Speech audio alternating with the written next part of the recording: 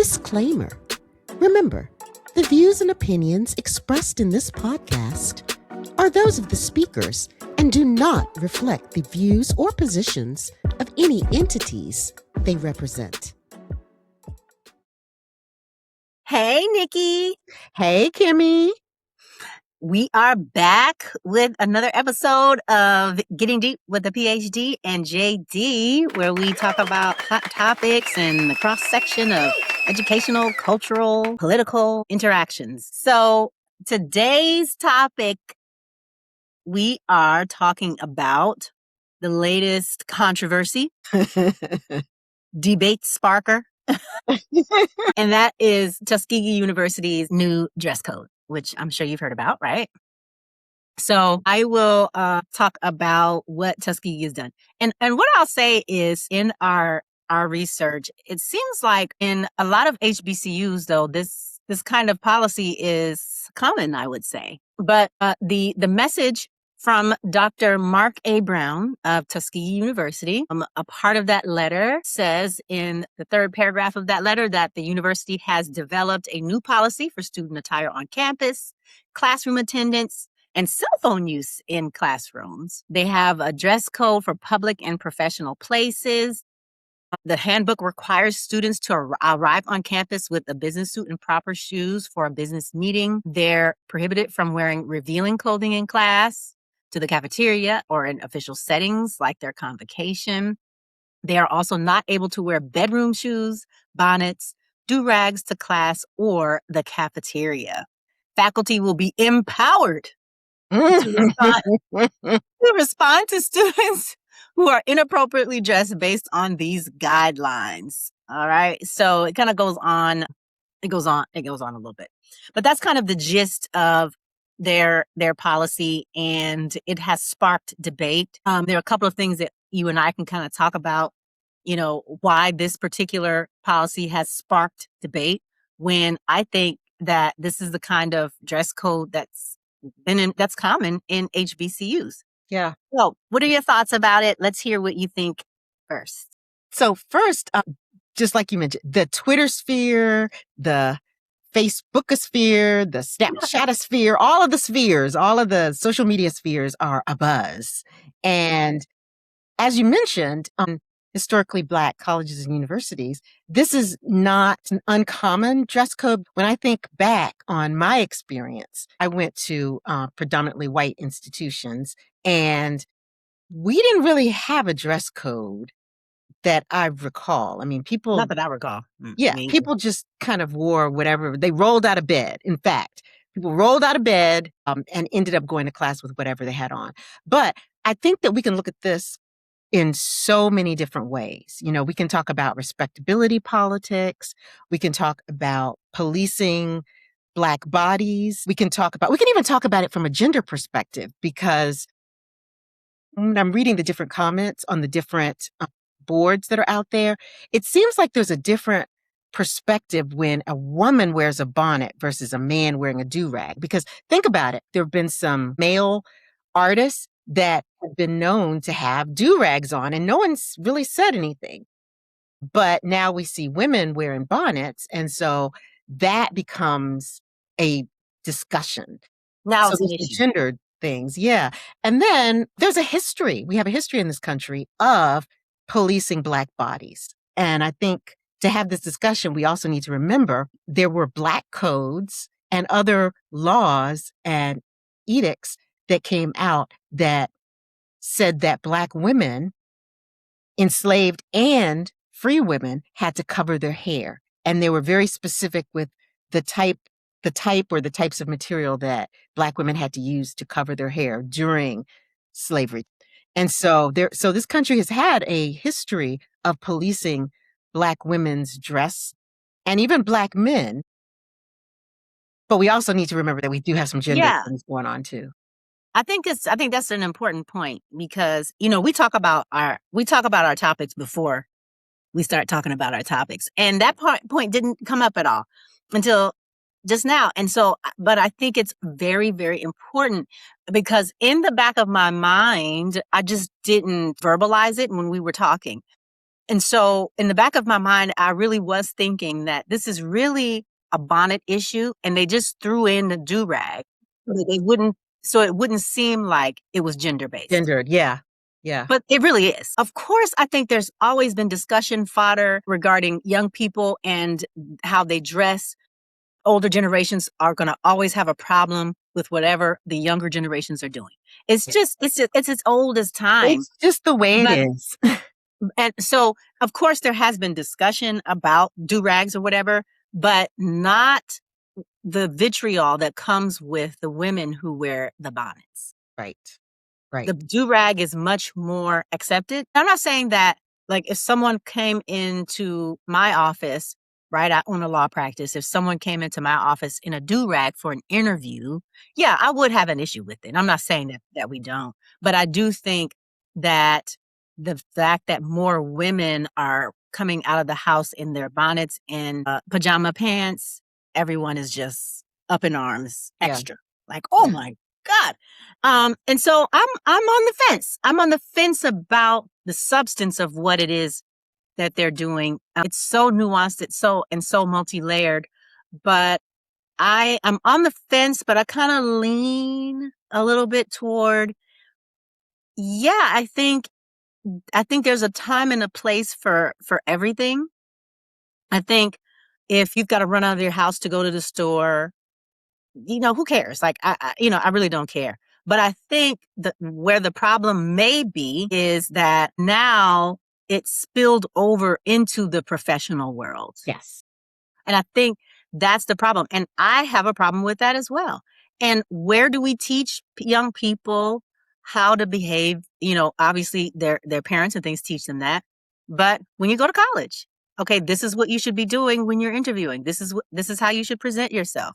I tend to agree with that. So yeah, I'm really on the fence because I can see it from different perspectives. As we've said in other discussions, this is layered, Mhm. layered.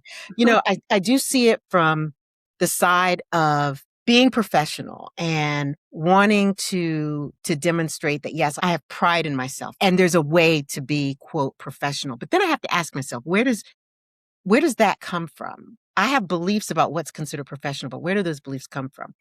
And on the other side, I also have to remember, like I mentioned about policing Black bodies. And also this, not only Black women aren't the only ones who wear bonnets. Yeah. I went on a work trip and one of my coworkers who has very, very, very long, beautiful, beautiful hair pulled out her bonnet. And I said, girl, I don't even have a bonnet. You have a bonnet. Really? Yes. And she had her bonnet and she had her sleep mask. Now, I did have a sleep mask because, Mhm. I have a sleep mask. Mhm. But she had her bonnet. And then when she took it off in the morning, she did a little hair shake and hair was Yeah. woo. Yeah, She yeah, said, yeah. yes, she said it's wonderful. But we do need to make that point. It's not only Black women and it's not only women also who wear bonnets. There are men With who have long hair. long hair who Mhm. actually wear bonnets too. But Mhm. when we think about bonnets, the image that people see is of a Black woman wearing a bonnet. Yeah, of course. And of course they want to police it. So, I think about when I was in law school and when I graduated law school and I took the bar in Virginia in 2000, that was 26 years ago. We had a dress code to take the bar exam. And yeah, I never told you this. No. Yeah, so when I went to take the bar, we had to wear suits.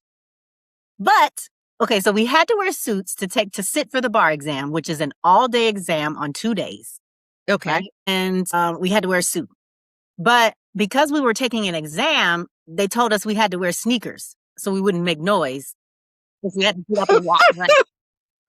Like, are you kidding me?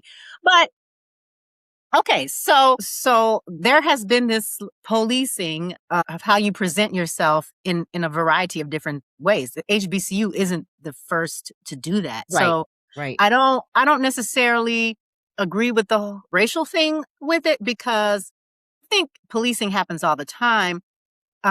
We live in a civil society, and to me, the foundation of a civil society is to have rules and boundaries. And so I think that's another reason why I'm on the fence because I'm just like, yeah, I think because the proliferation of the pajama and the bedroom attire outside has spilled over into spaces where you have to be with other people and collaborate with other people. And it's human nature to have an opinion on someone, the way that they present themselves. I own a business, and if someone came in for an interview in their pajamas, I would feel like you didn't think it was worth it to spend the time Yeah. to present yourself in a way that makes me think that you are serious and that you take things serious. And the practice of law is very serious. People's lives are at stake. My license is at stake, depending upon what you're doing and how you're doing it. The bottom line is at stake. How you present to clients is an issue. And I think because it seems like that lackadaisical dress has spilled over, that I think that's what has sparked this sort of debate. Yeah. But I think going to class, you should be able to wear whatever you want going to class. A But bikini. A well, bikini. right. No, I've seen it's that. a slippery slope. But that's the thing, people who oppose this say, oh, it's a slippery slope. They can start policing everything else, but it's also a slippery slope the other Other way. way. Yeah. Yeah. And the thing that I find is that I think there's a difference between what I would do personally and how I feel about other people doing things.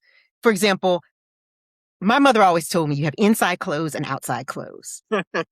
And she even broke it down more. You have play clothes, clothes that you could play in and get dirty, and then you had your good clothes where you didn't want to do that. So I would not wear a bonnet or a do-rag or my pajamas out in public just because that's just not something that I feel comfortable doing.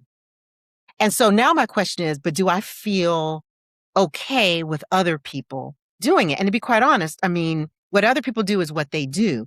But I have been in hiring committees. So if someone comes in, that's when it becomes relevant. If somebody comes in with some Mhm. pajamas on, if Yeah. somebody comes Yeah. in with a bonnet on or a do-rag or whatever, would I take that into consideration? And I can't say that I wouldn't because it it's just about how much time and energy are you putting into the interview. And that's walking in with your pajamas on to me says, okay, maybe this person just rolled out of bed, you Yeah. know, and I see a bonnet as being very functional. It is supposed to protect your hair when you're sleeping. But then there's another thing I just thought about bonnets on planes. Hmm.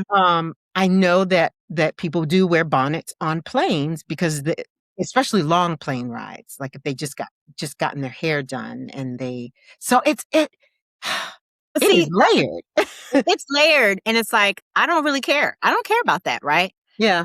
But what has sparked the debate is our dress codes in an educational institution And where their job is to educate, provide guidance, and produce graduates who are successful, however they decide or wherever they decided to be in this classroom environment where how you present could possibly serve as some level of distraction or whatever, to other students. Now, I mean, I don't think that bonnets and pajama pants would be a distraction for a classroom per se. Like, I don't necessarily agree that that's the case, but, I do think that this idea that it's spilled over. And I think that's why the university, came up with this dress code. I can't say for sure. I don't know, but I feel like it may have in their eyes crossed a line. Uh, yeah. And I also think that the other question is, and this is what I've been reading when I read like the posts online, where I think a lot of the students are upset, or the students who are upset because they feel like this is a predominantly Black university, and they know that we've had a history of being policed for our appearance, and now they want to do the same thing. And so I feel like the quote controversy is because it's a predominantly Black university. But predominantly Black universities have always done that. Always, yeah, they've Like, always. even I went to a PWI, and when I would talk to my peers that maybe went to HBCUs, they had all sorts of rules that I didn't have at the PWI I went to. They had curfew rules. Curfew, I They had, know. they had all of their dorms were separated by gender. Like, I went to George Mason, and we may have had the women's floor, but the man's floor was right above. Like, they had like whole buildings that were, you know what I'm saying? And Mhm. you couldn't be out past a certain time. I know. The HBCUs have always had stricter policies all around. Yeah. So this isn't, to me, this is on brand for HBCUs. And I remember talking to peers, and they were like, yeah, girl, I got a dress. And when I go to class at whatever HBCU, but at Mhm. a PWI, them people was rolling. They always been rolling in class in their With pajamas. pajamas. I remember I went to William and Mary, and people rolled into class with pajamas on. Now, they were nice pajamas. They had pajama sets. They matched them, If they had a Snoopy top, they had a Snoopy bottom, okay? So it was, they matched them, and they had Fendi and, Mhm. Louis Mhm. Vuitton and everything, but they were still pajamas. Mhm. And I have international students that come in all the time. And my international students have actually said things to me about the differences. And they're just like, when you come in, your students don't stand for you because certain places in a university setting, when the professor comes in, people stand. And then they said, and people just, they look like they're just like coming in off the street. They don't look like they're coming in for class. The way people dress, and so I've had to say, well, there are different places have different expectations about dress. And so it's important that when you're going to go to a different place, that you understand what the expectations are, so you can make a decision as to whether you're going to, try to adhere to those, or if you want to, stick out, but you will definitely want to know. But I do I do think it's interesting that my international students have commented on the Yeah. dress. Yeah. Yeah. And I kind of want to go back to the point where you made about historical body policing. And it was actually the opposite, right? They were requiring Yes. Black women to Yes. wear head coverings, right? A half a dozen on one hand, six on the other. And there has to be some point where there is a line drawn in the sand. I mean, we were looking at Hampton's dress code, and Yes. it looks like they've had this dress code in for For a probably while. And they even say business attire for interviews, black, dark gray, and blue suits or pants are appropriate. And I just think about the suits that I've had that have not been those colors. Mhm. I remember Mhm. one of my favorite suits was a yellow suit. I don't even know if you saw it, but it was a yellow suit, and it was just beautiful. Mhm. Every time I wore it, I'd get so many compliments because against my skin, the yellow was gorgeous. But I would not have been able to wear that. That would not have been considered professional. And then, I can admit this, right? I feel like I'm on the fence because I wouldn't wear a bonnet. I wouldn't wear a bandana. I wouldn't wear Durag in class. Like, I wouldn't do that. But Yeah. it doesn't bother you until it bothers you, right? Yeah. Until they get to you, or they get to something That you that like and you do. that You I wanna do. like, Yeah. that I Yeah. do want to do. Where do we draw the line? Where do we draw the line? That reminds me, one of my first jobs, I can say this because amount of time has passed, but in one of my first jobs, I was going to meet a client. I worked for a nonprofit, and I was in charge of these different campaigns that we were doing. And so we were going to this place, and I knew that we were going to visit this potential client. And so I arrived and had a cute little pants, little pants and top outfit, because I was so proud of myself. I was like, oh, I bet I look so cute. It was my first, actually, yes, my first job out of college. And my boss told me, "Ooh, you cannot wear that. You need to go home and change," because I had on pants. Yeah. And she See? said, we are going to the place we're going is very conservative. And I'm not going to mention the name of it, but if I say the name of it, then you'll know it's a conservative place. Yeah. My boss said, and you can't wear pants. You need a dress or you need a skirt on. Wow. And so That hits us, bro. I drove myself back home and I put on a dress and drove back. Mhm. Yeah. I knew where we were going. I knew it was a conservative place, but it never occurred to me that women could not have on pants, even a pantsuit, even something dressy. Yeah. It never occurred to me. Yeah. Yeah. Well, just like when when I took the bar exam, we had to wear skirts. Like our suit had to be skirt suits. Oh, okay. Mhm. So same Mhm. situation had to be, so it couldn't Yep. be a pantsuit. Mm-mm. If I remember correctly, it had to be a skirt because I had on a skirt suit, and I'm pretty sure I wouldn't have worn a skirt suit if I could have worn a pantsuit. I Pantsuit. believe. Yeah. Yeah. Yeah.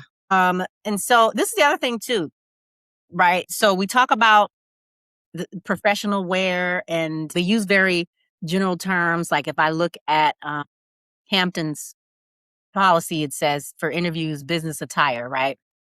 And what about curvy girls? Yeah. Curvy girls can wear what's considered, or like if you look at it on a hanger, it's a professional dress, right? It's a professional dress. But then when you put it on, and if you're curvy, all of a sudden it becomes inappropriate because of Right. the way that your body is shaped. Exactly. And I have this issue all the time. My legs are disproportionately long. And so I will get They're a great. skirt and I will put a skirt on and it is a mini skirt. It is Mhm, always a mini skirt because mhm. I'm not that tall, but my legs are very, very long. And so when I put that on, I can put on the same skirt that someone else would have on and someone will say, "Oh, well you're not being modest or you're not," but it's the same skirt. It's just the way I'm built. Built. Mhm. Yeah. Yeah. So it's very interesting. It And is very so interesting. I think I'm even more confused after our conversation tonight. I just think about, and we didn't talk a lot about respectability politics because there's a whole Mhm. discussion going on about respectability politics where the younger black people feeling like older black people are trying to tell them, be respectable, you know? But And we all go through that. yeah, yeah, When we were young, we felt that way. absolutely. And when we were younger, it was about hair. It was about your natural hair, not Yeah. considered professional. Yep, yep. You It had to had have to your be hair straight. straightened. And Mhm. also, I don't know if you remember, but you couldn't wear multiple earrings. There was a time when having more than one ear, and in fact, in the black community, Or red lipstick. a red lipstick. I didn't realize this because I've had my ears pierced since I was 2 months old. Mhm. I did not realize that having your ears pierced was not a quote normal thing until I went to my predominantly white college. And there were so many people that were like, yeah, I couldn't wait to turn 18 and get my ears pierced because it Really? wasn't, but, but within our culture, getting your ears pierced That's a rite of passage. yeah, it was a thing. It wasn't an odd thing, Yeah. But Mhm. yeah, and I know people who don't have their ears pierced, you know? Interesting. Yeah. I Yeah. did not know that. Cause yeah, mine have been pierced since I was a baby. Yeah, me too. Mhm. In fact, my doctor did it when I was 2 months old. Oh. Yeah, I can't I think I was a real small baby too Yeah. when I got my ears pierced. Yeah. Wow. Yeah, I don't know. Part of me feels like, yeah, living in a civil society, you've gotta have rules because you're living in a society with other people, Uh-huh.